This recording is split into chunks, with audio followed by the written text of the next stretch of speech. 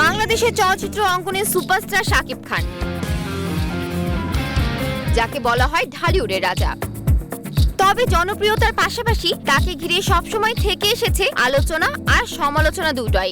একসময় শাকিব খান ও অপু বিশ্বাস ছিলেন দর্শক প্রিয় জুটি। আমি তোমার হতে চাই, এটা মিথ্যে কোনো গল্প না।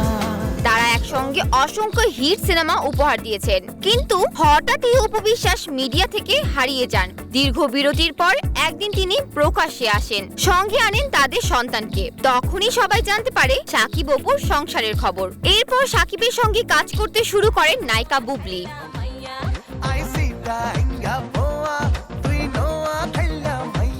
কিছুদিন পর আবার একই রকম ভাবে আলোচনায় আসেন তিনি। সন্তান সহ গণমাধ্যমের সামনে হাজির হয়ে জানান সুখবর, তিনিও শাকিবের সন্তানের মা। এখনো শাকিব খান ঢালিউডের ব্যস্ততার শীর্ষে। সাম্প্রতিক সময়ে একের পর এক হিট ছবি উপহার দিচ্ছেন তিনি।